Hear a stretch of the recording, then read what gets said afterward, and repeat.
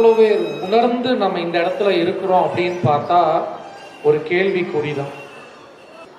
இப்ப ஒருத்தருக்கு கையில ஒரு பெரிய கல் இருக்கு, அந்த கல்லை தூக்கி போட்டு விளையாண்டுகிட்டு இருக்கிறாங்க.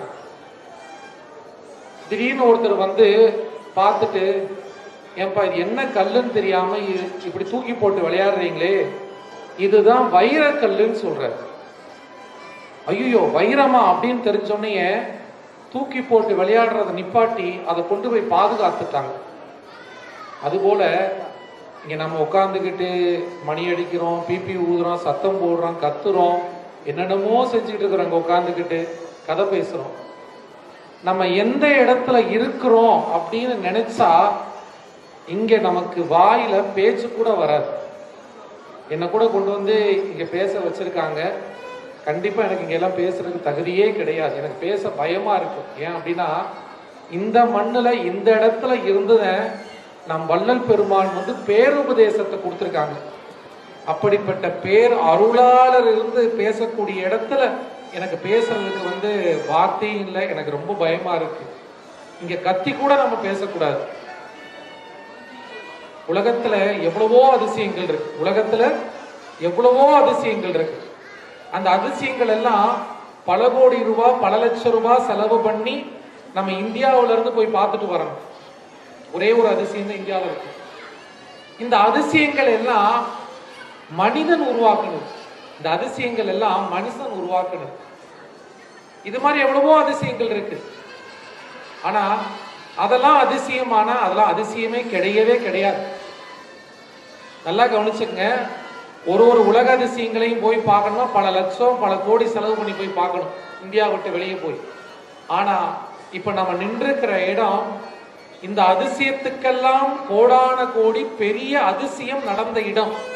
தயவு செய்து அதை புரிஞ்சுக்கிட்டு இந்த இடத்துல கத்துறது, பேசுறது, விளையாடுறது, இப்படி ஏதோ விசில் வச்செல்லாம் கத்திக்கிட்டு உட்கார்ந்து இருக்கிறாங்க, ஏதோ திருவிழா நினைச்சிட்டு இருக்கிறாங்க. ஆனா வருங்காலங்கள்ல இந்த இடம்லாம் மாறும். நல்லா கவனிச்சுக்கிட்டீங்களா? நம்மளாம் சுலபமா இந்த இடத்த வந்து பார்த்துட்டு போறோம். இன்னும் ஒரு 50 வருடம் கழிச்சு நீங்க இந்த இடத்துல வரணும்னா ஆன்லைன்ல அப்பாயின்மெண்ட் பண்ணிட்டு 1 மாசம் முன்னாடி கியூல நிக்கணும். நடக்கும். இந்த இடத்தை எல்லாம் தங்கத்துல பூசிடுவாங்க.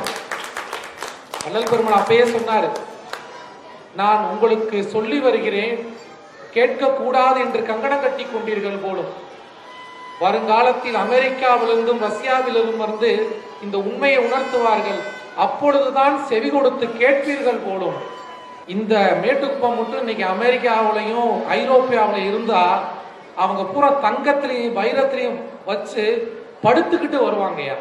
நமக்கு ஒன்றும் புரியவே மாட்டேங்குது. இது ஏதோ திருவிழா கடமை நினைச்சுக்கிட்டு ஏதோ கோயில சாமி கும்பிட்ற மாதிரி வந்துக்கிட்டு உண்டச்சோறு வாங்கி சாப்பிட்டு அப்படி கிடையாதுங்க. ஐயா சொல்றாரு, நான் பட்ட பாட்டின் நினைக்கல் கல்லும் கரையுங்க, மழை உருகுங்கய்யா. அடியேன் பட்ட பாட்டின் நினைக்கல் பஞ்சுதான் படுமோன்னு அழுது அழுது அழுது நமக்காக இங்க உட்கார்ந்து இருக்காரு. நம்ம இந்த உண்மை புரியாம இங்க உட்கார்ந்துட்டு எதையோ பேசிட்டு இருக்கிறோம்.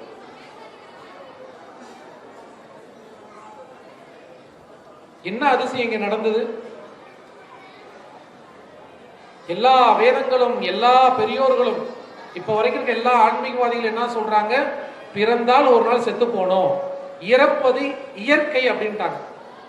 இந்த சட்டத்தவே பெருமான் அவர்கள் 1874ஆம் ஆண்டு தைப்பூசத்தன்று உடைச்சு தூள் தூளாக்குறார். இறப்பு இயற்கை அல்ல செயற்கை. இறப்பு இயற்கை அல்ல செயற்கை. நீங்க எல்லாம் மரணமில்லா பெருவாழ்வுல வாழலாம்னு சொல்றாரு. நம்ம எல்லாருக்கும் ஒரு கேள்வி வரும், எப்படி நான் நம்புறது? சாட்சி நம் பெருமான் அவர்கள் தான். இந்த இடத்துல தான் நினைச்சு பாருங்க, ஒரு நிமிஷம் கற்பனை பண்ணிப்பாங்க. இந்த மண்ணில தான் நம்ம பெருமான் நின்று இருக்காரு. இந்த மண்ணில தான் நடந்து போய் இருந்திருக்காரு. இந்த மண்ணில தான் அன்பர்களோட பேசி இருந்திருக்காரு. இந்த இடத்துல தான் அகவல் எழுதி கொடுத்திருந்திருக்காரு. அதோட ஒரு பெரிய விஷயம் தெரியுங்களா? நான் இருக்கும் குடிசையிலேன்னு பெருமான் பாடுவார். இந்த இடத்துல தான் அருட்பெருஞ்சோதி ஆண்டவர் நடந்து வந்து நம் பெருமானவரோட கலந்திருக்காருங்க. ஆண்டவரோ நடந்து வந்த இடத்துல நம்ம இப்படி எச்சிட்டு போமா, மலஜலம் கழிப்போமா, கதை பேசிட்டு உட்காந்துருப்போமா? சொல்லுங்க. ஏதோ பெருமான் இருக்கிற கருணையினால நம்மளை எல்லாம் விட்டு வச்சிருக்க. அதனால தயவு செய்து இந்த தரிசனம் பார்க்க வரவங்க இங்க படுத்து, எல்லாரும் படுத்து தாராளம் தூங்கிட்டு இருக்கும். சரி, ஏதோ டயர்ல தூங்கிட்டு இருக்காங்க. தயவு செய்து இன்றைக்கு மட்டும் கிடையாது, எப்பொழுது வந்தாலும் இந்த இடத்துக்கு வரும்போது பயபக்தியோட வாங்க. காரணம் இன்னும் நான் சொல்லட்டுமா, நம்மெல்லாம் பெருமானார் தரிசனத்துக்காக காத்துட்டு இருக்கோம் நினைச்சிட்டு இருக்கிறோம். நம்மெல்லாம் இந்த இடத்துல பெருமானுடைய தரிசனத்துக்காக காத்துட்டு நினைச்சிட்டு இருக்கிறோம். நம்மெல்லாம் மனிதர்கள், அற்ப மனிதர்கள். அற்ப மனிதர்கள் என்னது? பசி, காமம், தூக்கம், வியர்வை, மல ஜலம், விருப்பு வெறுப்பு, கோபம், ஆத்திரம்னு அவத்தை வயப்பட்டவர்கள். வள்ளல் பெருமான் சொல்றாரு, வையகத்தி வானகத்தி மற்றகத்தி நுமது வாழ்க்கையெல்லாம் வாழ்க்கை என சற்றும் மதித்து மயங்காதீர். இப்ப நம்ம நினைச்சிட்டு இருக்கிறோம், என்ன நினைக்கிறோம்? என்கிட்ட விலை உயர்ந்த போன் இருக்கு, எனக்கு ஏக்கர் கணக்கில் நிலம் இருக்குது, எனக்கு நிறைய வீடு இருக்குது, நான் நல்லா வசதியா வாழ்றேன், எனக்கு என்ன குறைன்னு நினைக்கிறோம் இல்லைங்களா? இது ஒரு வாழ்க்கையே இல்லைன்னு ஐயா சொல்றாரு. ஏன்னா இதெல்லாம் அவத்திக்கு உட்பட்டது. நம்ம மட்டும் இங்க தரிசனத்துக்கு வரலைங்கயா, நன்றாக புரிந்து கொள்ளுங்க. எவ்வளவோ முக்தர்களும் சித்தர்களும் இந்த இடத்துல அருவமாக இருந்து கொண்டு பெருமான் தரிசனத்துக்காக காத்துட்டு இருக்கிறாங்க. இப்ப நம்ம அஜாக்கிரதை அந்த இடத்துல நிப்போமா? எண்ணிலா தேவர்களும் முக்தர்களும் சித்தர்களும் அருவமாக இந்த இடத்துல இருந்து பெருமான் தரிசனத்தை காண இன்னைக்கு வந்திருக்காங்க. நம்ம என்ன பண்ணிட்டு இருக்கிறோம் பாருங்க. ஏன் அவங்களுக்கு அந்த அருமை தெரியுது தெரியுங்களா? அவங்களாம் அதற்கு முயற்சி பண்ணிக்கிட்டு இருக்கிறாங்க. இறைவனை பார்க்க முடியாதா, இறைவனோடு கலக்க முடியாதா, ஐயோ இந்த பிறப்பு முடிய போதேன்னு அதை உணர்ந்ததுனால அவங்களாம் தரிசனத்துக்காக காத்துட்டு இருக்காங்க. நம் பெருமானார் நமக்கு டீச்சர் இல்லைங்க, முத்தர் சித்தர் பெருமக்களுக்கெல்லாம் டீச்சர். அவர் உலகமகா குரு. வள்ளல் பெருமான் சொல்றார், மூவரும் தேவரும் முத்தரும் சித்தரும் யாவரும் பெற்றிடா இயல் எனக்கு அளித்தனர். அந்த இயற்பியலை ஐயா கொடுத்திருக்கார். வள்ளல் பெருமான் இன்னொன்று சொல்றாரு, உங்க அண்ணன் தம்பி ஏன்னா எல்லாரும் நம்ம என்ன சொன்னோம்னா, காசு என்னை காப்பாத்திரும், என் கணவர் என்னை காப்பாத்திடுவாரு, என் மனைவி என்னை காப்பாத்திடுவாங்க, வீட்டுக்கு போனா என்னோட சொத்து என்னை காப்பாத்திரும். நிறைய பேர் பாத்தீங்கன்னா வீட்டுக்கு நிறைய கேட்டு போட்டு கம்ப்யூட்டரைஸ் லாக்லாம் பண்ணி இந்த வீட்டுக்குள்ள வந்து எனக்கு ஆபத்து வராதுன்னு நினைக்கிறாங்க. கண்டிப்பா வீட்டுக்குள்ள வந்து ஆபத்து வராது. ஆனா மரணம் புகாத வீடு இருக்கா? நீ எத்தனை கேட்டு போட்டு வை, எவ்வளவு வேணாலும் வை, மரணம் அந்த வீட்டுக்குள்ள போகாம இருக்குமா சொல்லுங்க? காப்பாத்தாது. ஆனா ஐயா என்ன சொல்றாருல, இவங்களாலாம் உங்களுக்கு எவ்வளவு உதவி கிடைக்குமோ, உங்க அண்ணனால, உங்க தம்பினால, உங்க நண்பர்கள்னால, உங்க காதலனால, காதலினால, மனைவினால, இவங்கனாலலாம் என்ன நன்மை கிடைக்கும் நீங்க நினைச்சுக்கிட்டு இருக்கிறீங்களோ அதை விட கோடி பங்கு, 10 கோடி பங்கு, லட்ச கோடி பங்கு நன்மை கிடைக்கக்கூடிய இடம் சித்திவளாகம் மேட்டுக்குப்பம். இங்க வந்து தரிசனம் பண்ணுங்க ஐயா சொல்றாரு. இதை உணரணும். நான் நிறைய எல்லாம் சொல்ல போல, முத இந்த இடம் நம்ம எதுக்கு இங்க வந்திருக்கிறோம் அதை முத உணர்ந்துருங்க. ஏதோ வந்தோம் அப்படியே எல்லாம் போலீஸ் நம்மளை லைன்ல விட்டாங்க, தரிசனம் பார்த்தா, நான் எட்டி பார்த்தேன், வெளியே போனேன், முடிஞ்சு. அது கிடையாது. ஒரு கோயிலுக்கு போறாங்க, அங்க ஒரு அமைதி கிடைக்குது. ஒரு சாதுக்களை மகான்களை போய் தரிசிக்கிறாங்க, அங்க ஒரு அமைதி கிடைக்குது. சில பேர் நிஷ்டையில அடங்கி உயிர் சமாதியான ஜீவ சமாதி ஆயிருக்காங்க, அங்க ஒரு சக்தி கிடைக்குது. அங்கேயே சக்தி கிடைக்குதுன்னா அருட்பெருஞ்சோதி ஆண்டவரோடு நம் பெருமானார் முத்தேக சக்தி அடைந்த இடம். இங்க எவ்வளவு வைப்ரேஷன் இருக்கும், இதை நம்ம உணர்றோமா? உணரணும். நிறைய பேர் என்ன கேட்பாங்க இந்த தியான வகுப்புல நடத்தும் போது, ஐயா இந்த மனசு அடங்கவே மாட்டேங்குதுங்க, இந்த மனசு அடங்கவே மாட்டேங்குது. மனம் அடங்கவே அடங்காது. ஏன்னா மனம் ஒரு பேய் குரங்கு. இங்க உட்கார்ந்து இருக்கும் போது பாருங்க, இங்க உட்காரும் போதே சாயந்தரம் பஸ்ஸை பிடிக்கணும், ட்ரெயினை பிடிக்கணும், வீட்டுக்கு போகணும், நாளைக்கு அது இதுன்னு அவத்தேலே கிடக்குது. இந்த குரங்கு ஓடிக்கிட்டே இருக்கு. அப்படிப்பட்ட மனதை நிறுத்துவதற்காக பல யோகிகளும் ஞானிகளும் ரிஷிகளும் சித்தர் பெருமக்களும் காடுகளிலும் மலைகளிலும் குகைகளிலும் போய் உட்கார்ந்து ஊன் உறக்கத்தை விட்டு நெருப்பு மேலும் ஊசி மேலும் நின்று இறைவனை பார்ப்பதற்காக 1000 லட்சம் வருடங்கள் கால் ஊன்றி நின்று தவம் செய்து கொண்டிருக்கிறாங்க. அப்பொழுது என்ன சொல்றாங்கன்னா, மனம் அடங்கலேன்னு அழுகுறாங்க. இறைவா இந்த மனம் அடங்க மாட்டேங்குதுன்னு இறைவன்கிட்ட அழுகுறாங்க. அப்படிப்பட்ட மனம் எளிதாக நிற்கும் இடம்தான் மேட்டுக்குப்பம். எங்கேயும் போவானாங்க, நான் என்னடா இது ஒரு கொஞ்சம் தூக்கி பேசுறாரு, அதிகமா பேச நினைக்காதீங்க. இன்னைக்கு கொஞ்சம் சத்தங்கத்தமா மக்கள் இப்படி இருக்கிறாங்க. தயவு செய்து மாதம் ஒரு முறை எப்ப நேரம் கிடைக்குதோ, நீங்க எப்ப வந்தாலும் இந்த இடத்துல இருக்கும், அமைதியா வந்து 2-3 நாள் இங்க உட்கார்ந்து நல்லா தியானம் பண்ணுங்க. தியானம் பண்ண வரலையா அமைதியா அருப்பா எடுத்து ஓதுங்க. எதுவுமே வரலையா அமைதியா சும்மா இங்க இருங்க. உங்க மனம் அடங்குவதை நீங்க உணர முடியும். ஒரு நாளைக்கு இந்த மனம் 80 கோடி நினைக்கும். எவ்வளவு நினைக்கும் சொல்லுங்க? இப்ப உட்கார்ந்துட்டு இருக்கும் போது நினைச்சுட்டு இருக்கோம், மதிய சாப்பாடு நேரம் எங்க போலாம், இங்க சாப்பாடு போடலாமா, அங்க சாப்பாடலாம், யாரு பிரிஞ்சி போடுறா, யாரு சாம்பார், ஓடிக்கிட்டுலாம் இருக்கும். 80 கோடி நினைக்கக்கூடிய மனம், அந்த மனம் நிற்கக்கூடிய இடம் இந்த இடம். இதை உணருங்க.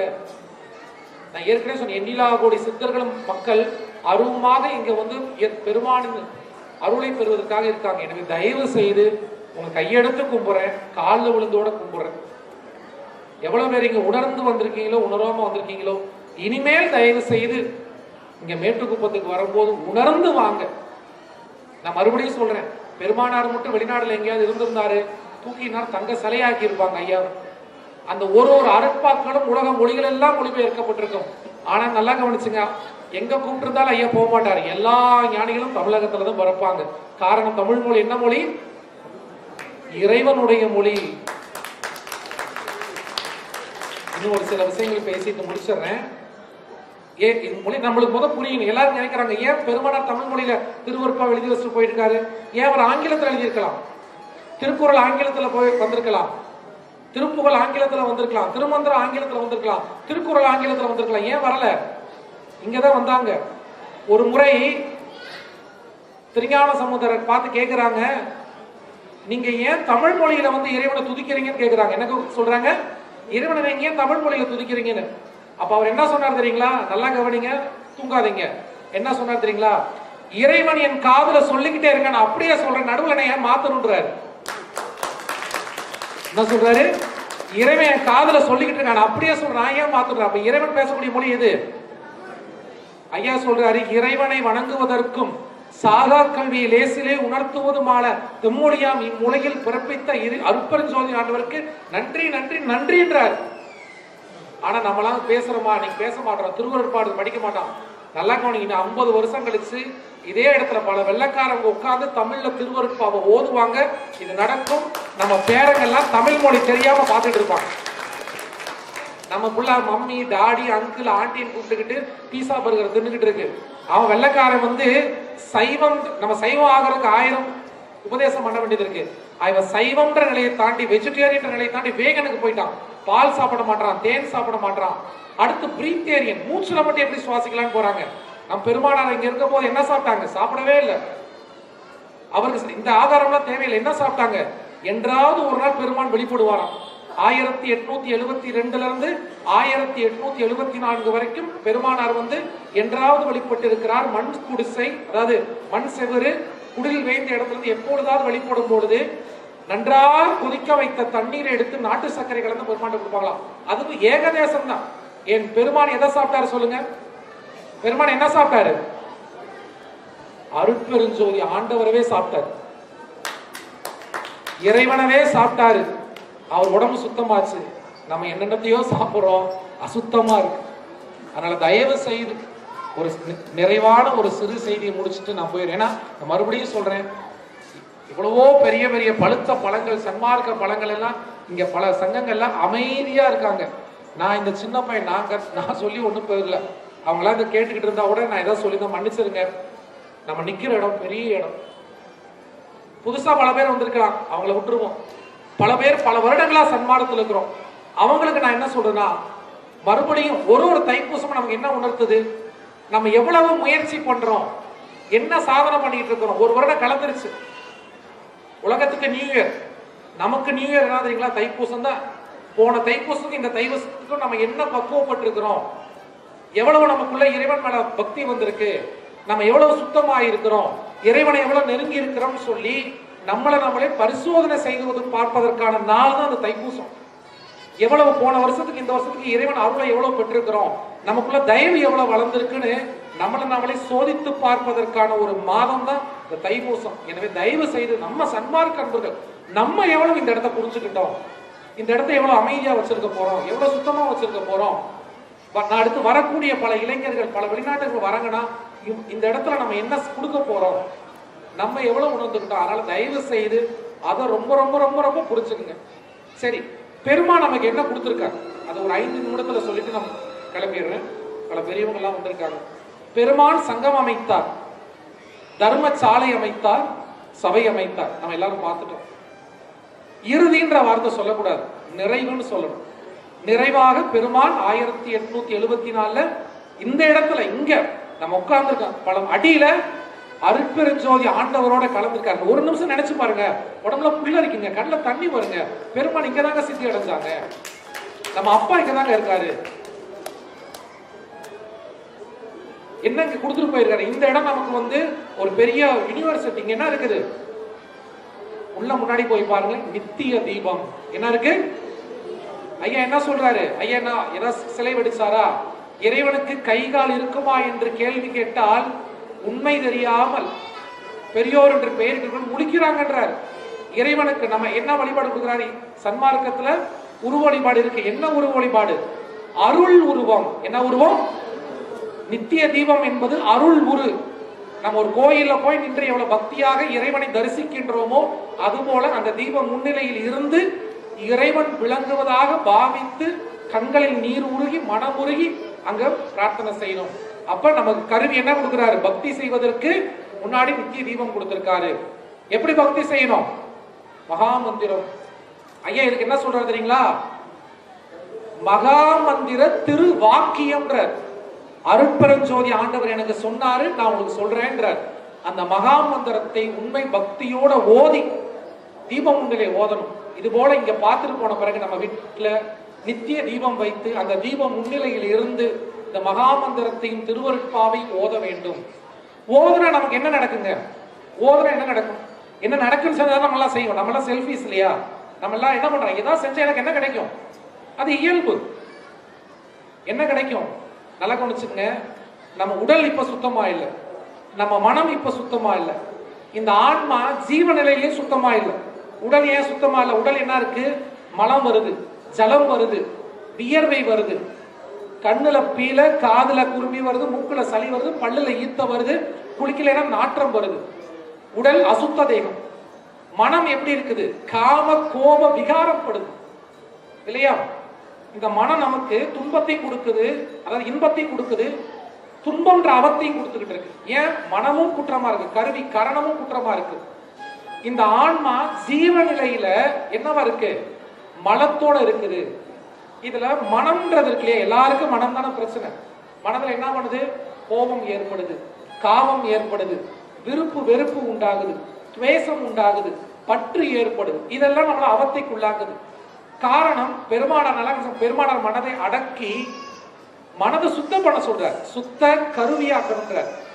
அப்ப திருவருட்பாவை ஓதம் பொழுதும் மகாமந்திரத்தை ஓதம் பொழுதும் உங்களுடைய மனம் சுத்தம் அடையுது. நல்லா கவனிச்சுக்கணும். நீங்க மனத்தை பத்தி கவலையே பட வேண்டாம். தினசரி நேரம் கிடைக்கும் போதெல்லாம் காலை மாலை உடலை சுத்தி செய்து ஒரு தீபத்தை ஏற்றி அந்த தீபம் முன்னிலையில் உட்கார்ந்து பெருமானாரின் அருட்பெருஞ்சோதி ஆண்டவரை நினைத்துக் கொண்டு அந்த தீபம் நம்மளுடைய துருவ மத்திய ஆகிய நெற்றி பகுதியில் விளங்குவதாக நினைத்து இந்த மகாமந்திரத்தை ஓத ஓத ஓத கரணமாகிய மனமும் சுத்தமடையும். கரணம் சுத்தியானால் என்ன சுத்தியாகும், தேகமும் சுத்தியாகும். சரி, அடுத்து என்ன நமக்கு கொடுத்திருக்காரு, அந்த பக்கம் வெளியே பேர். ஏன் இதெல்லாம் சொல்றேன்னு எத்தனை பேர் இதை கவனிச்சிங்கன்னு தெரியல. அங்க என்ன கொடுத்திருக்காரு, சன்மார்க்க கொடி. என்ன கொடுத்திருக்காரு, சன்மார்க்க கொடி. நல்லா கவனிச்சுங்க. அந்த கொடி ரகசியத்தை தெரியணும்னா பல மார்க்கங்கள்ல போய் பல வருடங்கள் நீங்க தொண்டு செய்தால் காதில் உபதேசமாக சொல்லக்கூடியத பெருமானார் வெட்ட வழியாக கொடியா கட்டிட்டார். ஏன் கொடி கட்டினார் சொல்லுங்க, ஏன் கொடி கட்டினார், எழுதி மட்டும் வச்சுட்டு போயிருக்கலாம்ல. கட்டினாலதான் நம்ம எல்லாரும் என்ன கேட்கறோம், என்னன்னு கேட்கிறோம். கட்டினால என்ன பண்றோம், இப்ப பாருங்க சன்மார்க்க டிஷர்ட், சன்மார்க்க கொடி. ஏன் பாருங்க எல்லாம் மஞ்சள் வெள்ளையா போட்டிருக்காங்க, நம்ம கட்டடத்துக்கு பாருங்க மஞ்சள் வெள்ளை. ஏன்னு கேள்வி கேட்பீங்கல்ல, அதுக்காக தான் கட்டியிருக்காரு. கேள்வி கேட்கணும். என்ன கேள்வி கேட்க சொல்றாரு தெரியுங்களா, இது என்னன்றாரு ஐயா, நம்ம நாவி முதல் புருவமத்தி வரை ஒரு நாடி ஓடுகின்றது. அந்த நாடியின் உட்புறம் ஒரு சவ்வு இருக்கின்றது. அந்த சவ்வு ஏறவும் இறங்கவும் இருக்கின்றது. அதனுடைய நிறம் 1/4 பங்கு பொன்மை, 3/4 பங்கு வெண்மையாக இருக்கு. இதை நீங்கள் அனைவரும் அனுபவத்தில் உணர வேண்டும். அதனால தயவு செய்து தைப்பூச ஜோதி பார்த்துட்டு நம்ம அப்படியே கிளம்பிடக்கூடாது. தைப்பூச ஜோதி என்பது என்னது?